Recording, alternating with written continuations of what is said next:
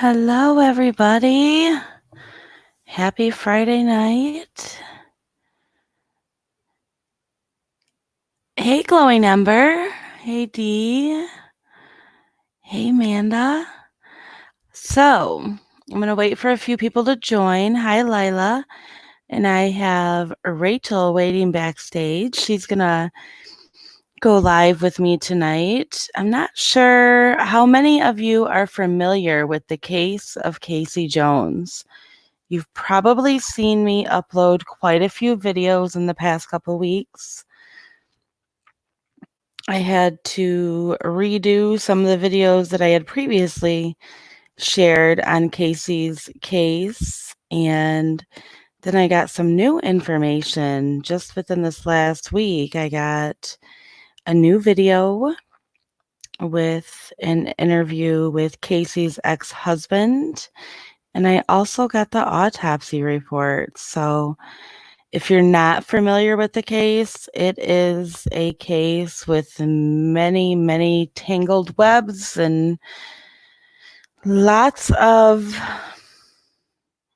things to unravel. Hey, Susie. Oh, I'm glad you watched it, Glowing Ember. Rachel is an amazing person. I consider her a very good friend of mine. She's very honest and she has a lot of great insight because she actually was present and friends with a lot of the people in this case, prior to the murders, of course. This was, prior to the murders, but she has a lot of good input and insight. So I greatly appreciate Rachel. I'm going to bring her on shortly. Hi, Susie Boone. Hey, Peggy. Hi, Teresa. Hey, Maui girl. Do most of you follow the case of Casey? It's been pretty quiet. Her case has been quiet lately, and it's because it's kind of like in the trial phase. It was a very quick case. Hey, Mignon. I'll get into the specifics of it and give you the backstory on it. I'm going to add Rachel in here with me so that we can talk to her, and I'll kind of go through the timeline, a little bit of the timeline. I can't go through the whole timeline because we'd be here for hours. This is a very intricate story. Let me go ahead and add Rachel so she's here. Yeah, Peggy, it's been pretty quiet. I just released the autopsies this week. They're gruesome. And I just released a new video. Hey, Danielle, I like your name. I just released a new video that I obtained, and it's actually a video of Casey's ex-husband, who was the father of her two oldest boys who were murdered. So that was interesting to see, and we're going to talk about that tonight. Yeah, Glowing Ember, Rachel and I were talking about that. Let me bring Rachel on.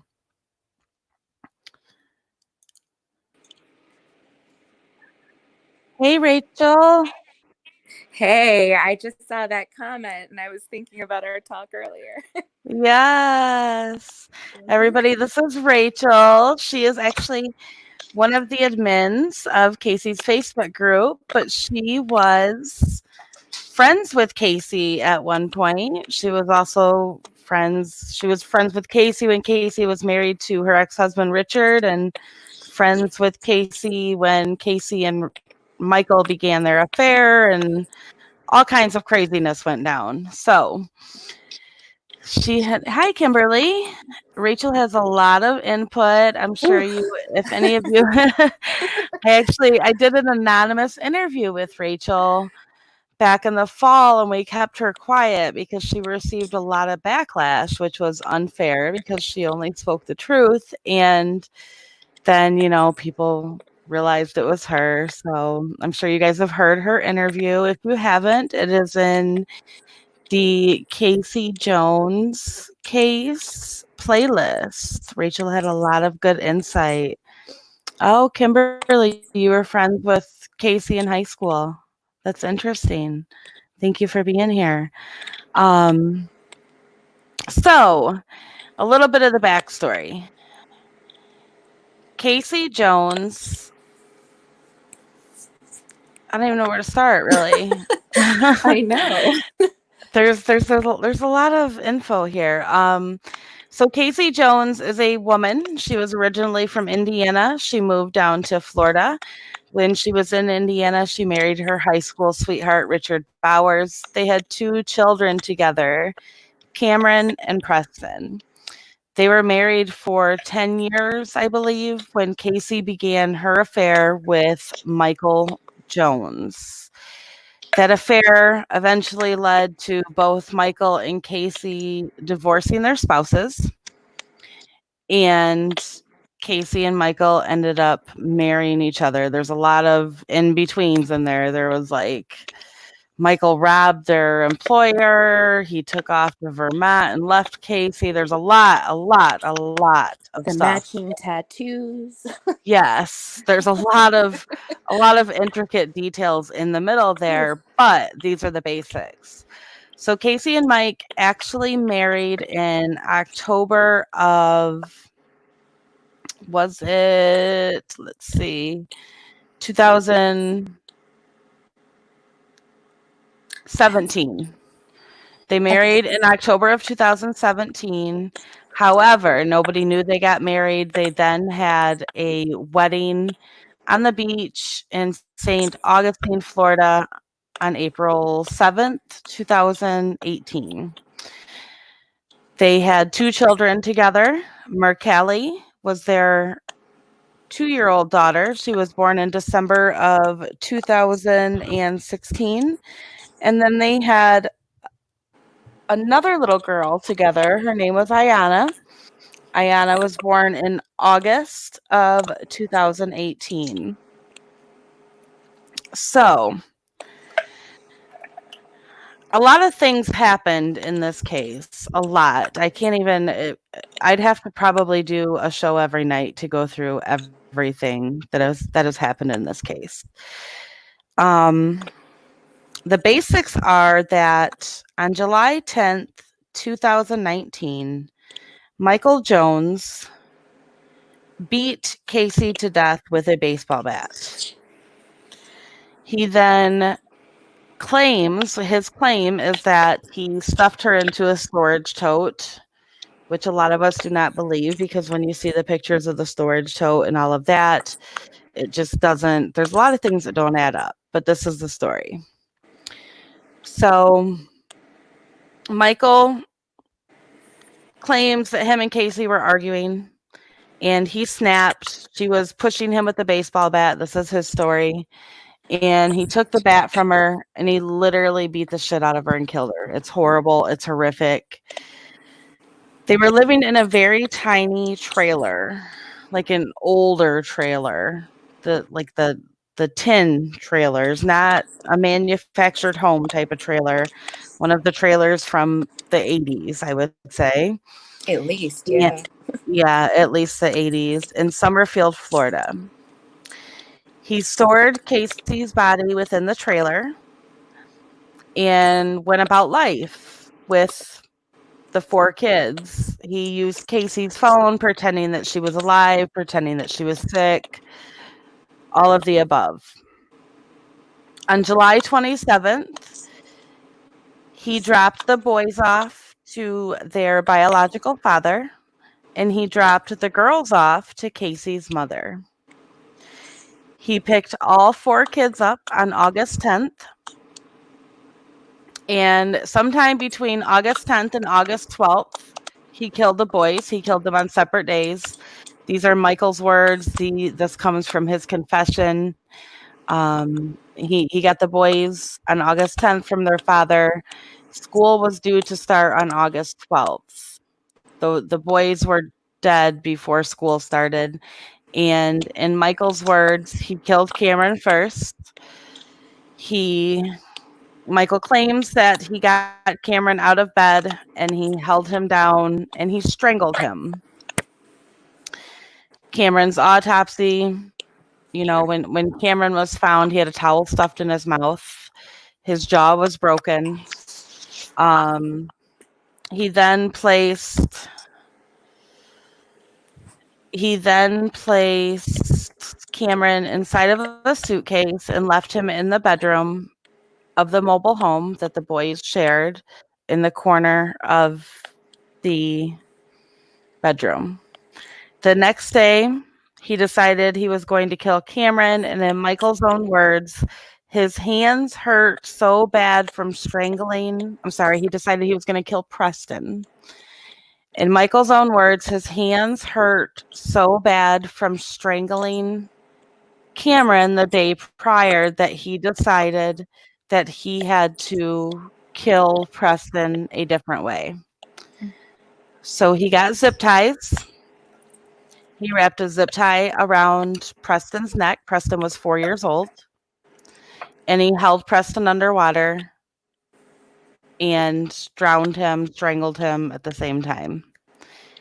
He then left Preston in the bathtub at the trailer for a couple days. In the meantime, Michael still had his two girls that he had with Casey, Mercalli and Ayanna. He still had them alive. And he was also at the same time going back and forth to his ex-wife's home in Jacksonville, Florida, who had just actually recently moved back to Florida. That's a whole nother story. We'll get to that at a different time. Coincidental. Yeah, it's very coincidental. And he was going back and forth to her house in Jacksonville from Summerfield, Florida. And at some point, Michael decided that he needed to kill the girls too. So he filled up the bathtub, and first he drowned Mercalli, and then he drowned Ayanna. He placed Mercalli and Ayanna in trash bags inside of a plastic storage tote together. He placed Cameron, who was inside of a suitcase, into a separate storage tote. And he placed Preston into an individual storage tote inside of a trash bag as well. This was the end of August. He then stored his wife's dead body and the 4 children's dead bodies in his vehicle for 2 weeks. This is Michael's story. This is what he said. There's a lot of discrepancies here and a lot of things that don't make sense. So he took off from Summerfield, and mind you, they had a Chrysler Pacifica, Rachel? Yeah, a white Yeah. Chrysler Pacifica. Right, a white Chrysler Pacifica, and the back window of this Chrysler Pacifica was busted out. So it was like plastic sheeting that he had over the back window. He was then staying at his ex-wife's apartment in Jacksonville. He claims that he had these 5 dead bodies. And mind you, Casey had been dead since July 10th, and we're talking end of August now. The boys at that point had been dead a couple of weeks. The girls at that point had been dead about a week. No AC in that trailer either, remember? Yes, this was a tiny little trailer. I mean, two bedroom single wide trailer, very, very small. I will actually upload more footage of the trailer later, but in the hot Florida heat in the summertime. So in the summertime, the yes. smell was horrendous, I'm sure. Yes, it had to be. It had to be. And in the meantime, Michael was having his 3 other children from his previous marriage come to this trailer and be at this trailer with these deceased bodies and all of that. And then he somehow loads up all these deceased bodies in his Chrysler Pacifica that has a broken window with plastic over it. And he stays at his ex-wife's house for 2 weeks, and he parks his van in the parking lot. Nobody smelled anything. Nobody saw anything. Nobody thought anything was suspicious. I could go on and on and on. On September 14th, Casey's mother decided that it was time to report Casey missing, or decided it was time to do a welfare check on Casey because she hadn't talked to her in 2 months.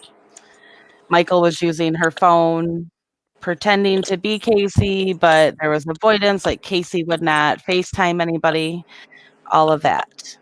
So law enforcement does a welfare check on the home. They get inside the trailer.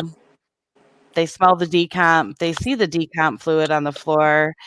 And Casey and the kids are listed as missing and endangered. When we opened the Facebook group for Casey, I 100% believed that we were going to close it. I 100% thought, okay, so now you see those stories in the news, like people, you see them all the time. I see them every day. People go missing and then all of a sudden they're found. So I wholeheartedly thought that when I opened that group, that it would be a group that would eventually just be archived because Casey and her kids would be found safe. That was not the case. Michael, law enforcement got in touch with Michael. He avoided their phone calls. Law enforcement got in touch with Michael's ex-wife, Sarah Jones. Her voicemail of her lying to officers is actually in the Casey Jones playlist as well. She lied to officers on multiple occasions over the course of a day. And Michael fled Jacksonville before the cops arrived there. And by the grace of God, he had gotten to, I can't remember the first county in Georgia where he actually dumped the boys. I don't have that right in front Was of it me. Brantley? Yes, Brantley. Brantley. He dumped the boys and the girls in the totes in Brantley County, Georgia, out in like the middle of this forest area, middle of nowhere. And he proceeds to drive to Charlton County, Georgia, where by the grace of God, he wrecks his minivan. He goes off the side of the road. He hits a culvert. There were neighbors out who saw him crash. They walk up to the vehicle. They could smell the odor walking up to the vehicle. And Michael basically just turned himself in. Then the cops got there. He said, "You may as well arrest me. My wife's dead body is in the back of the vehicle." He first lied and said that the kids were with their grandparents, but the law enforcement knew that they were not with grandparents because the grandmother had made the welfare check. And after that, he led police to the area where he dumped the boys and their remains were recovered. So that's the gist of it. That's the gist of the murders. That's the basics of it. There's a lot more to this story. It's a very in-depth story. It surrounds years and years of, I mean, Michael was abused as a child. I'm not making excuses for him, but that is a fact. Michael was a victim of child abuse. Casey was a victim of abuse. It was like there were two perfect storms. There was Casey and there was Michael, and they collided, and here we are today. It's a very, very this is one of the cases that probably changed my life. It literally changed me as a person. It's haunting. It's haunting. It is. It is. And Rachel actually knew them. She was present when Preston was born, right? Yeah. Mm-hmm. Yeah, you were present when Preston was born. She was part of the boys' lives. She was part of Casey's life. She was friends with Richard, and she was even part of Casey's life when Casey and Michael began dating. Did any of you get the chance to watch the link to the video I shared of Richard's interview, who is Casey's ex-husband?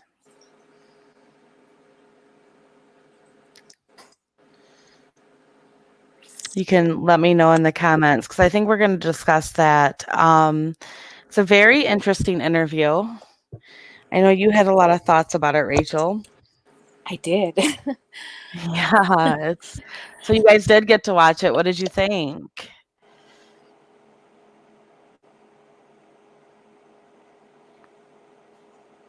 Aw, Mignon. Are you in the Casey's Facebook group, Mignon? I'll have to add you. Yeah, Jill H, when they switched rooms, there's actually another video that I uploaded. It's the rest of the recordings of Richard and Anna. There's no video, there's only audio.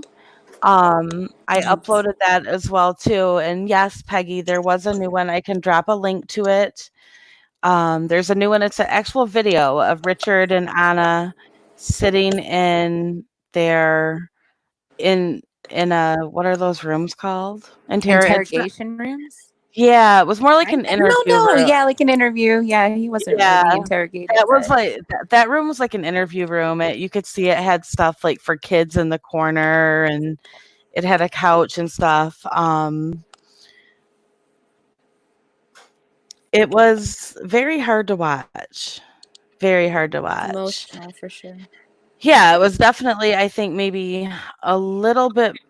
I don't want to say it was more emotional for people like us who've been so invested in this case, but when you know the ins and outs of this case and you watch this video, you're just honestly it was hard for me to watch. And I'll be 100% honest, I haven't even read the full autopsy reports page to page yet because they're gruesome. I haven't either. I've skimmed over them. God, it was so hard when the photos came out of everything, and even just reading the description of Right. everything that they found is just, it's absolutely heart-wrenching to think that anybody could do that to another human being, somebody that they claim to love, and to their kids. It's just their own children. It's unbelievable. Yes. Yes. It's very hard to wrap your head around. I mean, how? How? Yeah, JA. He asked, Richard asked how his kids were killed. And I just, you have to when you follow these cases, you have to I don't know, WTAF and myself and all the admins, Amy, Christina, Sienna, Lauren, everybody who's part of this team, we don't just look on the surface of things. We look at what made something happen. And you can look at there's so many like first of all, Michael and Casey's relationship was built on deception. Michael and Casey were also two people who were abused. And it's just a horrible, horrible situation. It's horrible. Um, yeah, he couldn't breathe when they entered the room, glowing ember. I know. I drink coffee sometimes at night, Teresa. Amanda, I have the pics. I did not release them. Other people did release them. I did not release them because our Facebook group has a lot of family in there, and it was more of a respect thing. Can't imagine being family and having to scroll by and see something like that. Yeah, I actually reached out to the family when I got the photos and let them know that I had them, and then other groups or whatever, crime channels, I don't know, on Facebook. They did their own thing. They released the photos. Everybody does their own thing. We did not release them because they're haunting, and it's nothing that when you have a Facebook group with family in it and friends in it that they should have to see. If they asked me for the links to them, I gave them to them, but I didn't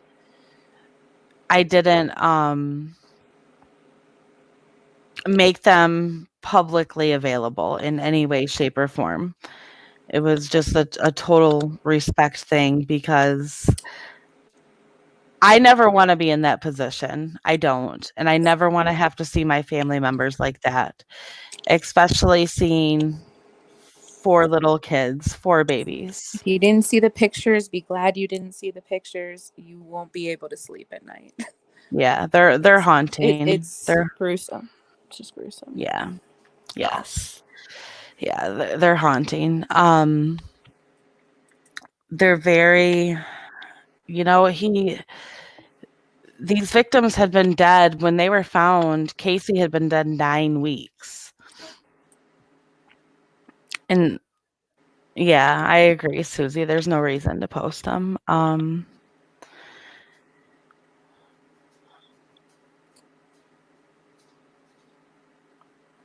That's interesting, Lila.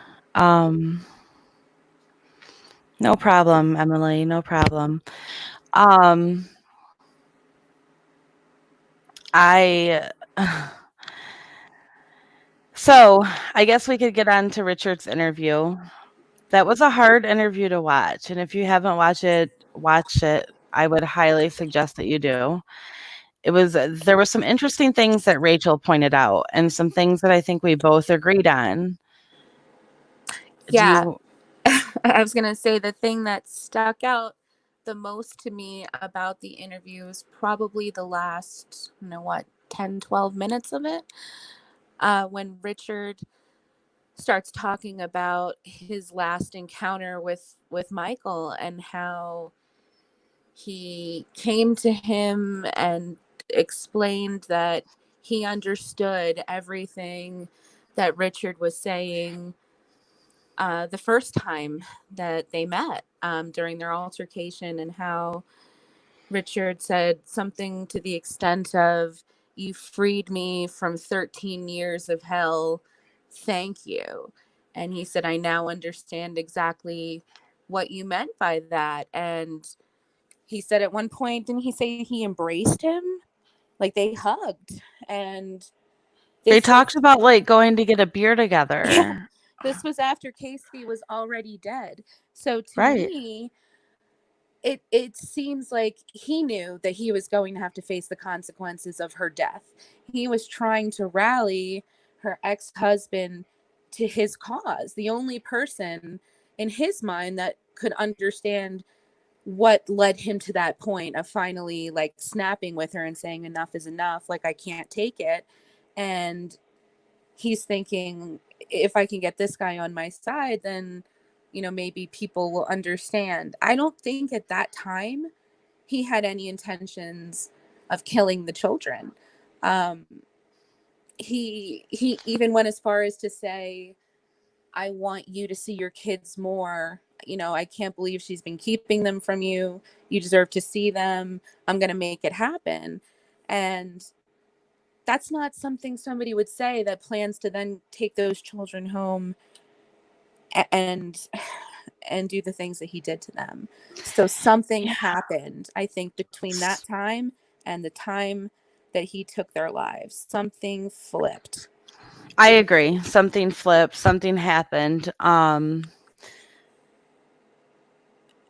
There's quite a few things that make me think that something happened because first of all, the story that I'm sorry, Michael told his ex-wife Sarah, if that's the story he told her, I don't know because I've been very vocal. I don't believe a word that Sarah Jones says. I Me don't. either. I think she's a liar. I think she's covered up. I think that she's culpable. I think she needs to be charged, and I will forever be vocal about that. It's in black and white that she lied to cops. She hindered a police investigation. And I'm not ashamed to say that. I'm completely okay saying that. Well, how many lies has she been caught in? Nothing that Right. she said has been She true.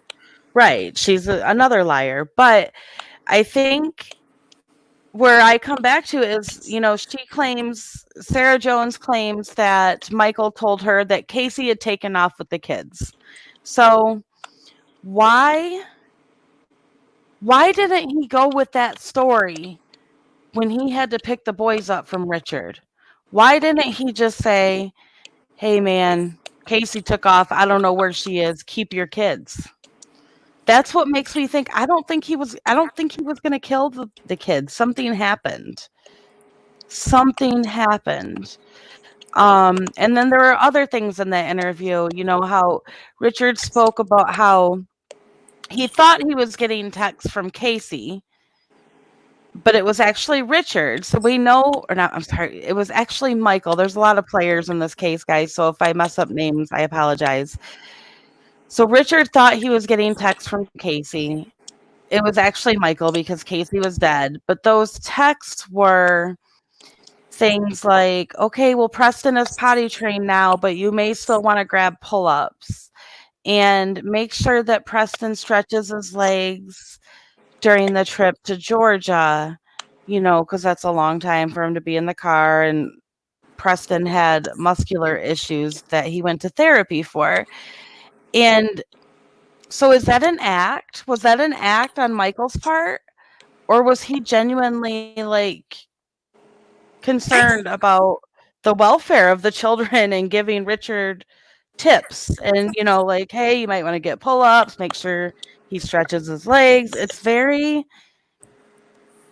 interesting to I me. think you're Trying to figure right. out where the truth is. I think you're right because you have to remember that he basically raised Preston. They got together right after, Preston was born. He's been with Preston since he was a baby. And I feel like he had an emotional attachment to that child. And that's why he was saying those things. Like, I really don't believe he had the intent to kill them at that moment. So what I mean, and there's been a lot of a lot. I don't even want to say it's speculation because I've heard it from family themselves that Michael and Cameron butted heads. They did. Mm-hmm. And Emily's down here in our chat off of Facebook. She's Casey's cousin. But Michael even went as far as when he met up with Richard to drop off the boys. He showed Richard the tattoo on his arm that was half of the Batman wing, the Batman symbol, the wing. It was half of that, and the other half was the blue puzzle piece for autism. And he said that was for Cameron because Cameron did have autism. That was for Cameron, and he loved Cameron. What happened in those 2 weeks that he didn't have those children that made him decide, hey, I'm going to go pick up the boys from their dad. I'm going to go pick up the girls from their grandmother. I'm going to bring them all home and I'm going to brutally murder these little boys. And a couple weeks later, I'm going to kill my little girls too. Yeah. What could be going through somebody's mind at that The time to do that? only thing I come up with is during that 2 weeks, he was spending time with his ex-wife. Well, you know how I feel about that. I've thought from the very beginning that that was the reason why in the end the children had to go, because that's the only way he was going to get his old life back, and he was busy playing house with Sarah. So he was eradicating everything Casey. Sure. Sarah hated Casey, and that's not a secret. She made it very well known, her distaste for Casey and her distaste for the kids. When, like, just hearing the way that she speaks about the kids, you can hear the utter disdain in her voice. This is what caused her marriage to end, her husband to abandon her and her three kids, one of them a newborn baby, to be with this woman. And then he goes and has more kids with her. Well, now she's gone, but what about the kids? If he wants to go back, because we know that he's gone back and forth many times, he's Right. got to eliminate every aspect of Casey to fully be able to get his old life back. There was no way he could do it without it. And I Well, definitely think she had something to do with it. I had a conversation with her via Facebook, a Facebook group. Do you remember this conversation I had with her? I have it screenshotted because I called her out on this because Michael's youngest daughter with his ex-wife is the same age as Preston. So they were both starting school. Okay. They were both starting kindergarten. And she flat out lied to me about Preston's Yes. birthday. Yes. Yes, she flat out lied to me, and I have it in black and white. I've sent it to the cops. So Sarah Jones, if you're listening, I hope you know that's been turned into police. But she lied about this child being at her house. She said that Preston was at her house after Preston was dead. Mm-hmm. I said, and I had questioned her, like, well, why didn't you ask where Cameron was? And she said, well, I figured Cameron was with his mom and in school. I said, but Preston was supposed to be in school too. She said, well, I didn't know that. I said, yes, you did, because your daughter's the same age. Mm-hmm. So you knew that school had started. Your daughter was going to school. Michael's picking your kids up from school. But you don't know that Preston was supposed to be in school, and you're telling me that he was at your house, and he was never at her house when she said he was. Right. And for those It's that just don't know, she also lied to the police saying that she did see them all alive at McDonald's and sent them on a wild goose chase, yes, she knowing sent full well she never saw them. yes. She sent detectives on a wild goose chase. I highlighted the wrong comment. Sorry about that. She sent detectives on a wild goose chase. The first thing she said was that, and I think the mods are down here sharing links to the actual investigative report. There is a voicemail of her lying to police that corroborates the investigative report. So what she did is when she finally answered police phone calls, and this is another thing. So at the time that Casey was missing, and there were flyers put up. Okay, there were flyers all over Facebook. Everywhere. That's how I found out about the case. That's how I found out Casey and her kids were missing. There were people sharing this flyer, such as Michael's mom, Michael's sister, and Sarah was actually Facebook friends with Michael's mom and Michael's sister. So she was seeing these posts be shared on Facebook. And then cops called her in the middle of the night. She didn't answer the phone. And then when the cops finally got a hold of her, she told this bogus story about how she had seen Casey and the kids on Friday at McDonald's. And what was the statement? It was something creepy. It was they didn't get out of the car or something like that. Um and then she changed her statement again and said that she didn't see Casey, but she saw the kids. Mm-hmm. And then she then again changed her statement and said, I don't know what she said. The cops showed up at her house, and by that time, she had eluded police so long over, I want to say it was from like middle of the night till 3, 4 in the afternoon. Yeah, something like Enough, that. enough time, enough time for Michael to get in his vehicle, take off, and flee the state of Florida. Had she not lied multiple times, had she said that Michael was at her house, had she said, no, I hadn't seen Casey and the kids, law enforcement would have been at her house and he would have been caught in Florida. He would have never been able to dump their bodies in the middle of fields like they were garbage. To my knowledge, there was no drug involvement with Michael or Casey. Casey didn't even smoke cigarettes. So it's a lot to take in.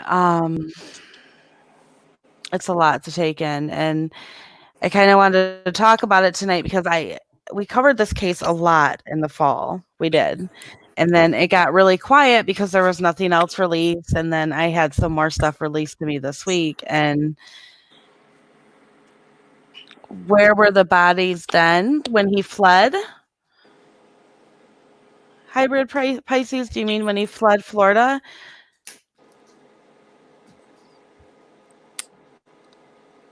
I think that's what they mean. And if so, they were in the van where they had been sitting in the hot heat, parked at his ex wife's apartment complex for how long, Danielle?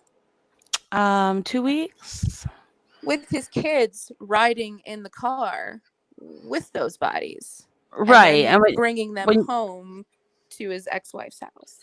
but then when you see the pictures of the vehicle, there's no way in hell that his other children ever rode in that vehicle with 5 dead bodies in it. There's no way.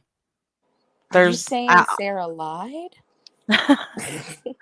could you imagine that, I right? know. Let's see.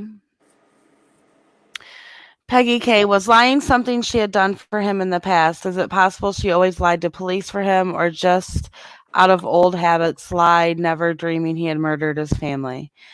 I, from my understanding, there is a past history of her being dishonest when it came to their former employer and a home that was provided to them and all of that.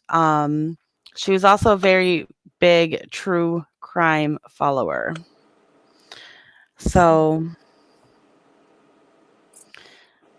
yeah, like Christina said, the whole time that Michael stayed with Sarah, the kids and Casey's bodies were all in the van in the Florida heat. That is what Michael claims. That's what he says. And if you're wondering how the smell was controlled, mothballs. Yes. Lots Yeah. of mothballs, apparently. Um, Lila, I do think that Michael at times had a problem controlling himself when he drank. There's discussion of that in our group. There were altercations like back in the springtime between him and Casey when they were in Indiana. Um, there's a lot. There's a lot to this case. There is, and it's a very sad case. What I wanted to focus on tonight. So, if you guys are not familiar with it, I do suggest you join the Facebook group. There's a wealth of information in there. And it was really hard at first because this case came out. There was a very very thick line drawn in the sand, and it was completely understandable. Casey's family, they had 5 of their family members viciously murdered. And then there was all these other things that came out. But since then, I think that we've all learned a lot. We all have learned a lot. I know that Casey's family learned things that they didn't know, prior to our Facebook group, and just a bunch of different stuff. There was a lot of stuff that happened, and it is a very, very hard case to cover because there's so much information and because it's so heartbreaking. I can't tell you guys how many nights this case kept me up. How many nights did we talk like half the night, Rachel? Like, Oh my God, I know. Many, many sleepless nights and 3 in the morning, and my boyfriend's looking at me like, what are you doing? yes. Yeah. It's Crazy. a very, very hard case to follow. Not hard to follow. It's hard to even understand how this happened. It's hard to understand how how how I don't even think there's another case that's like this. To the way that he did it, I mean, how he like there's not. serial killed them Right, because in he became not only a family annihilator, he made himself a serial killer as well. at the same time, right? Yeah, so it's like there's no precedent for this. It's unheard of. Yeah. Yeah. It is. It's very unheard of. And what's really, really eerie is that there is a similar case, but it's a little different. The Timothy Timothy Jones Jr. case, the man who killed his 5 children, and that was over a custody issue and control of his ex-wife and all that stuff, and he did this horrible things to his kids when it came to punishment, but there's a lot of similarities to that case, but still it's not the same. It's still not the same because Timothy Jones Jr. killed all of his children in one night. Michael Jones Jr. killed 5 people over 7 weeks. And they were all his family members. They were his wife, his 2 daughters, and his 2 stepsons, both of which called him daddy. Yeah. Yeah, I don't believe that Casey and Michael were good for each other. I don't. I'm not afraid to say that. I think it's very sad that Casey I truly believe Casey loved Michael. I do. I think that she loved him, and it may have been one of those unhealthy types of love. That blinds you, yeah. Yeah, that blinds you, and it it's sad. It's sad because now it cost her life, and her kids are dead, and there's a whole other aspect of this case that the Jones family as well. I've had the pleasure of speaking with Michael's brother, who is an amazing man, and getting to know some of Michael's cousins and family members, and they're victims too. They lost their nieces. Michael murdered their nieces and their grandchildren and their cousin and their sister-in-law, and they also have to carry that burden of knowing that their relative did this. It's very, very sad all the way around. And yeah, Christina, I think you make a good point that Casey and Michael both crave the same kind of love.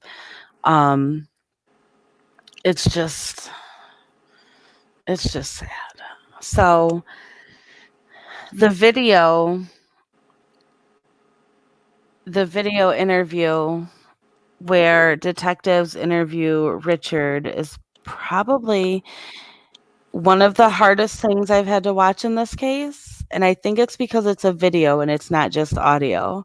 A lot of the stuff that I've received has been audio only, but I was, like, dumbfounded when I was like, "Oh my gosh, it's a video." That was hard. That was hard to watch. It makes it even more real, I think, no matter what, 'cause there's a lot of disagreement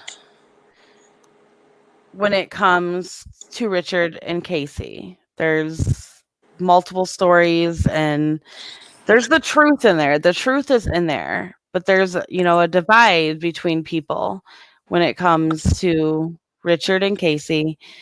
But when you look at that video, I see a man who is a victim whose children were murdered, and that's horrible. I can't imagine what he feels. I can't imagine what he feels knowing that on August 10th, he met Michael, and he gave his sons back to Michael thinking that Casey was in the hospital, having no clue that Casey was dead. And that's the last time he saw his little boys. And elated because Michael told him he was going to talk to Casey about getting him more visitation and making sure he would see the boys more often. And then knowing that he turned those kids over to the monster that murdered them in such a horrific way I can't imagine. You can just see a broken man in that video. It's awful. Yeah, I think there's links to the autopsy report being shared as well. I wholeheartedly admit I have not read it page, front to back yet because it's very hard to read. Some of the things that I did notice is that on Casey's autopsy, so Michael said that this is Michael's words. This is what he said in the investigative report in his confession. And in the arrest affidavit, he said that they had been arguing all day, and when he finally got home, she was poking him with a bat, like a child's bat. And he grabbed the bat from her and he just lost his shit, is what he said. So he's getting second-degree murder. He really should probably be getting first-degree murder. Based off of that autopsy report, from what I've seen so far, Casey had no defensive injuries to her hands or her arms, and she had a laceration to the back of her head. I don't think, this is just my opinion, I'm not a medical expert, obviously. I don't think she saw it coming. I think she turned around and he hit her with that bat in the back of the head first. Because anybody who sees a bat being swung at them is going to put their hands and their arms up to block themselves. Mm-hmm. And she didn't have those injuries. So it's a lot to take in. I think if you guys are looking for something to delve into, this is a case. Michael is scheduled for jury selection on, let me pull up my document here. If it pulls up. I think June 10th. June 10th, I Yes. think. Yes. He is scheduled for jury selection on June 10th. As far as we know, that is still a go. He is facing 1 count of second-degree murder and 4 counts of first-degree murder with death penalty specifications.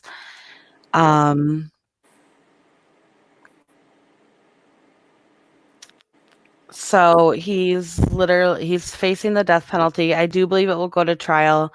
The last I knew, he would not speak. I know that mitigation experts had listened to the interviews that I did with Rachel and with Michael's former employers and with Michael's brother.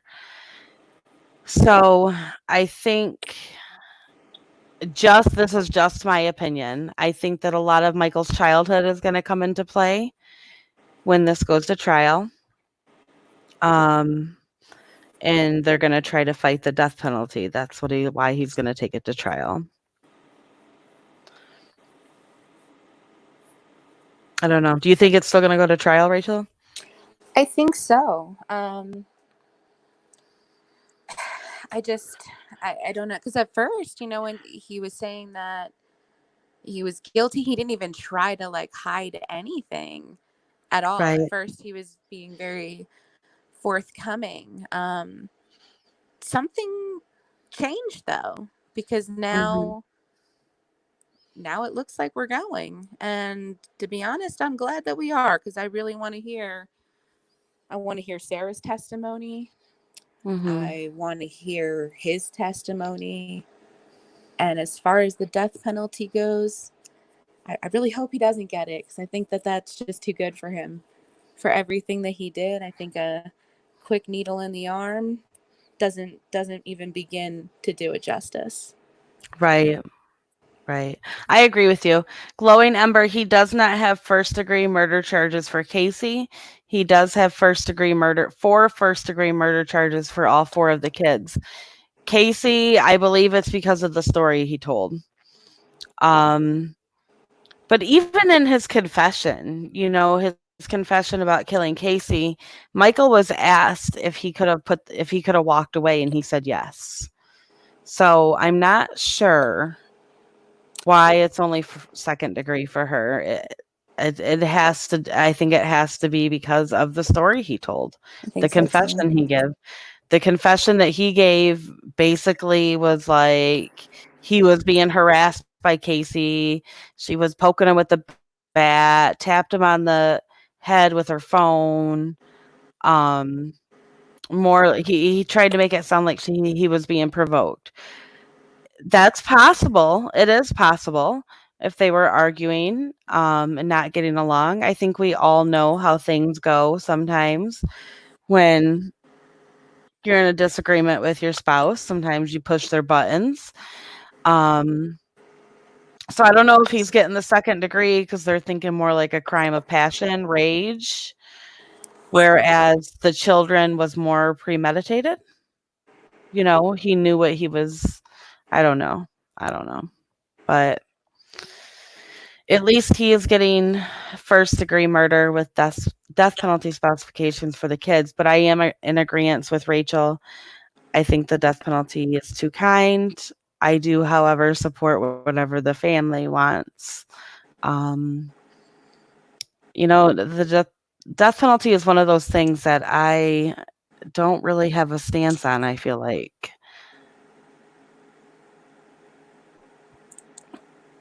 Yeah, that's a good point, Glowing Ember. It makes you wonder why they didn't charge Alex Cox with second degree murder instead of self defense. I think Christina would maybe agree that it might have something to do with the law enforcement that was involved that day, that came to the house. Now, Could Christina's right. he? He did mention that.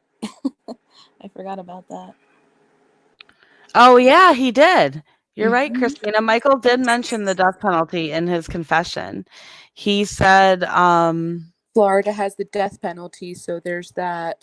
Something like yeah, that. something Like like, yeah, very I guess that, cavalier. yeah, I guess I'm deserving of that. Hey, Soul for Music. Um, And let's not forget they had him on suicide watch as soon as he got to the jail. So it I'll seemed be like honest with he you. wanted that. I think he's still on suicide watch. Yeah. I I think he do. wants to die because it's the easy way out for him.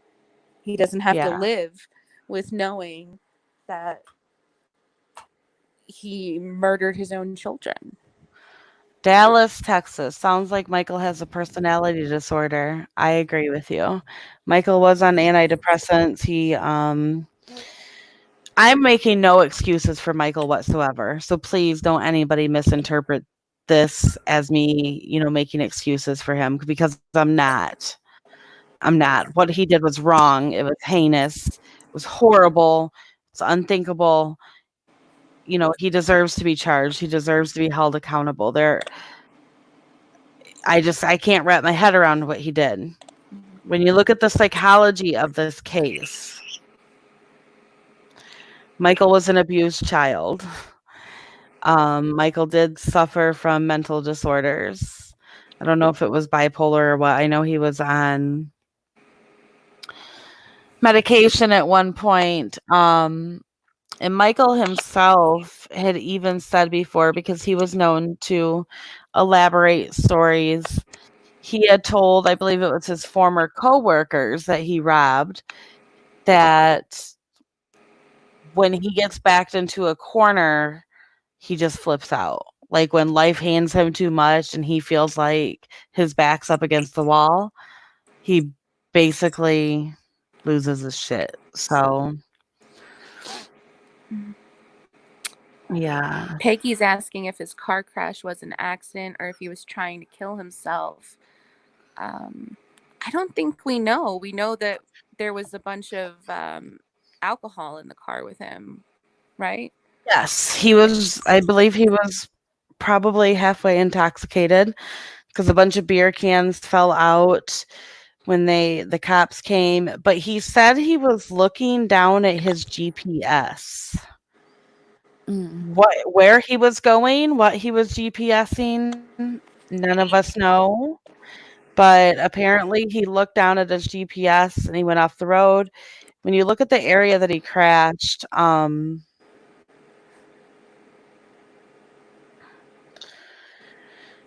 it's crazy. It's very remote, and hybrid Pisces, that is probably the best thing I have ever read. Thank you for that. Yeah, Um, that's steep. thank you. That is very kind. Hybrid Pisces said, when you deep dive these cases, though, as you do, Danielle, you find the human in the animal, and this is the very essence of who you are and what you do. Thank you. That is so kind of you. Um, Mhm. yeah, I think all of us on the WTAF team, we have to make sense of this. Like, there has to be answers somewhere, right? There has to be answers. It's not cut and dry. It's not cut and dry that Michael just lost his mind and annihilated his whole family. It's not as simple as that. It's not. No, and that's why I think it's so important that you do what you do, because there's no way that you can even begin to comprehend something like that until you start to learn about all the people involved in the case and everything leading up until this point. And that's what you Right. do. You dig deep and find all that stuff. And I know how many sleepless nights you've spent because I've been on the phone with you. It's Yeah, insanity. it is. It is. And it's very sad. It's very sad, you guys, to see that, you know, we actually posted a test and this is like a psychological test. We posted it in our group for Casey for people to take to see if they had been through enough trauma in their life that they needed to seek like professional help. Um, because I think a lot of us aren't aware of the lingering effects of childhood trauma. And Casey and Michael both were victims of childhood trauma. They were. I mean, that's just that's the truth. Um, It is. And they and brought all that baggage into their relationship with each other. right, right. So you have two people who both are people who have trauma and issues that they probably needed to seek some help for, like emotional or whatever. And then it was literally like throwing gas on a fire when they Mm-hmm. met. That's how I feel. Like it was just oh. Glowing Ember, I'll have to get that. I can post it in the comments after the video. It is a psychological test. Actually, it only takes a few minutes to take. It is a very good test, and it is a great thing for a lot of people to actually take just to see, like, we've all been through things in our lives, and none of us can pretend that we haven't because we have. And some of us carry it better, some of us don't. Some of us bury it deeper, some of us don't. And it's a great test for everybody to take. Dallas, Texas made a great point about mental health problems. Not addressing our mental health issues will get you into a situation like this. That's very true. It is true. That's very true. I Yeah. don't think either of them were seeking help for any of the any of the trauma that they had faced. And Yeah. Yeah, and I don't even know, do you think that they knew to even seek help? I I honestly I don't. I think that Casey was so damaged by the time she was an adult that everything leading up until that point was her normal. So when things got crazy, she didn't realize that they were crazy because this was her normal. All the chaos. Mhm. And to really understand that, I mean, we need to look at, you know, who raised her and Mhm. all of that, because that Yeah. definitely shaped her to be the person that she was. It shaped him to be the person that he was.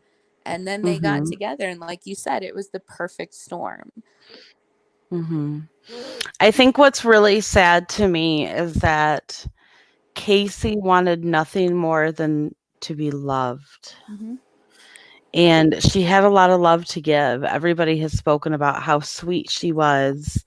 Um, I mean, even you, Rachel, you've Right. talked about Yeah. she was a very sweet person, and it's so so so sad that she wanted to be loved so bad, but I don't think she saw her worth. And, sh you know, unfortunately, that is a common thing that happens. And in this case, it's just, yeah, yeah. I wanted to comment on what Lila said. Why do you think she Sure. made up so many things, like the violin situation?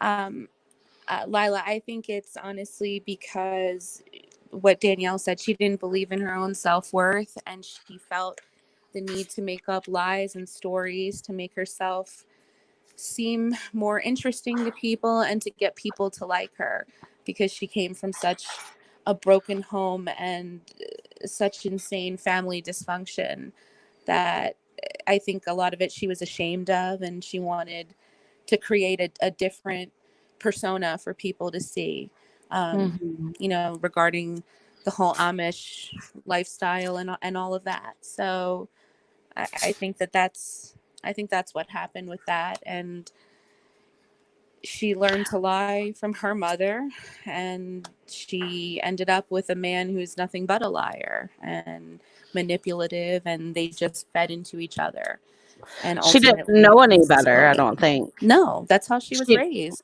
Yeah, That's what she knew. That was her she normal. didn't yeah, Michael was normal to her because that's what I mean, we if you guys want us to cover this case more, I would be happy to cover it more on here because we could talk about it for literally Yeah, there's so hours and many twists and hours, turns. hours. It's a roller There is. coaster. There It's a is. roller There's a coaster. lot, and, um,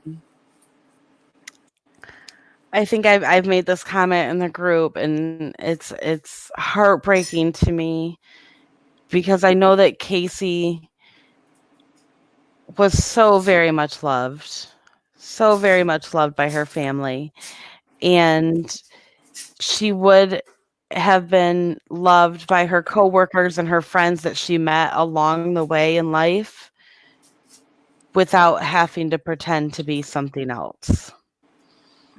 And it's very sad to me that she felt like she had to make up these stories for people to either like find her interesting or to like her. Um, that's heartbreaking. That's sad because everybody should just be able to be who they are and be loved for who they are.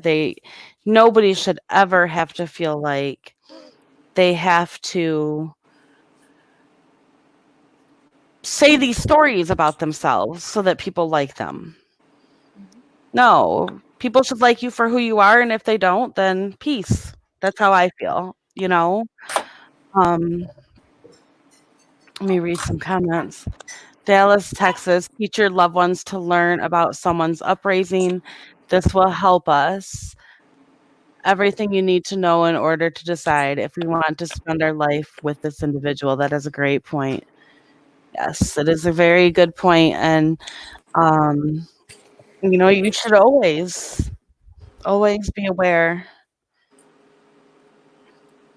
No, Lila, I don't think Casey made up things to be awful, and I don't think Rachel thinks that either. I think Casey made up things because she thought that that's what people wanted to hear. She wanted people to like her. She wanted people to love her. She wanted people to find her interesting. Um, and Yeah. they would have liked her, loved her, and found her interesting without the stories. Um, that's a whole other aspect of this case. At the end of the day, Casey was still murdered. Tracy, you're lost. What was this man's name? Michael Jones Jr. That was Casey's husband who murdered her and her 4 children. So if you guys want us to cover it more, I definitely will. I'll put some things together and cover it. And I want to go through the autopsies. It's going to be hard though, for a couple reasons, especially because I know that families listening and because they're hard to read. I think we've shared the link down there. Let me share it again. The autopsies, I've posted them public on our Facebook page. But you can read them all there. Let me get them really quick.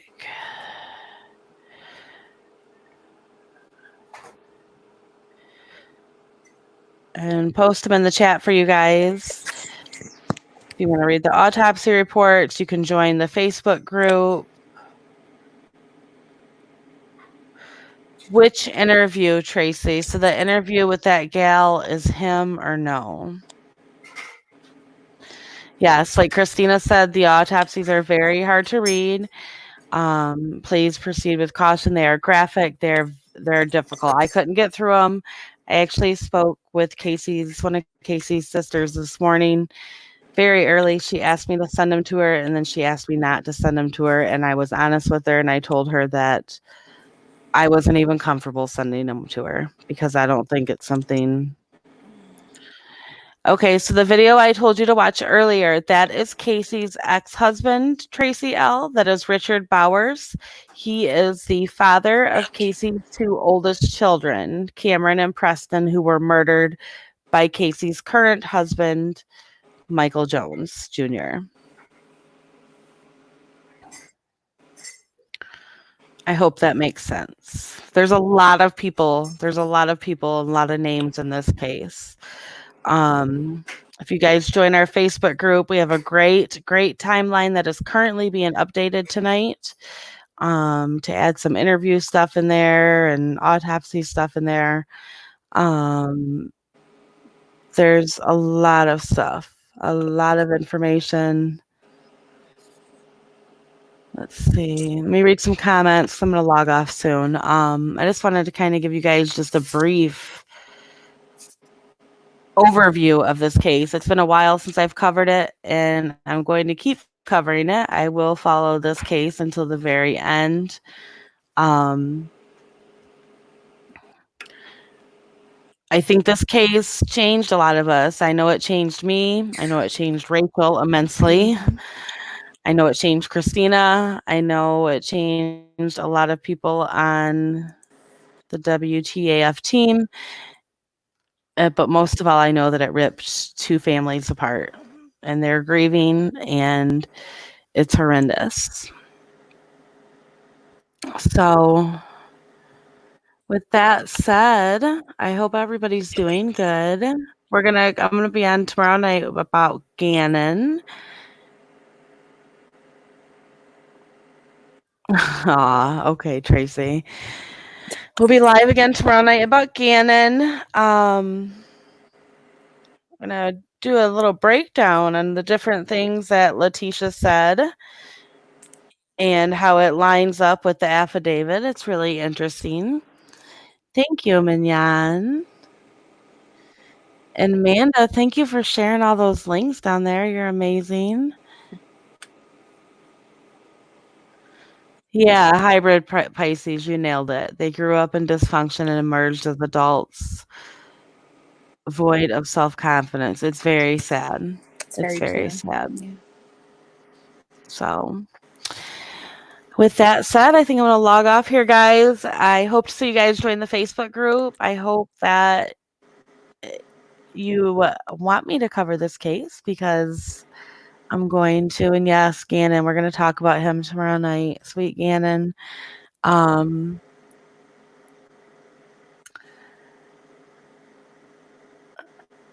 That's another case that probably forever changed me as well.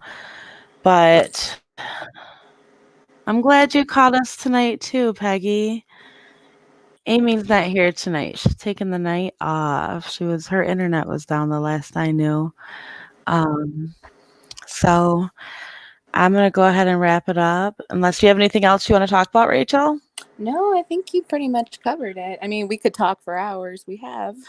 Yeah, yes, There's yes. just so much information, and Danielle's done an amazing job of putting it all together for you guys. So definitely check it out.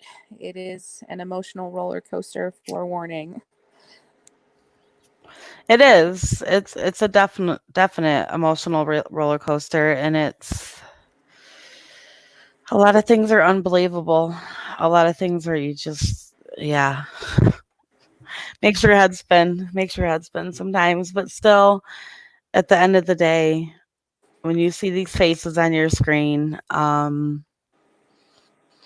yeah, they should be here. They should be here, and it's sad. It's horrible. Just the babies alone, I just can't.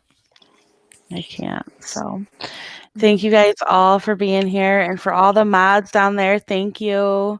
Mignon, Manda, Christina. Who else was down there? Did I miss anybody? I'm sure I did. If I missed you, it's not intentional. I'm sorry.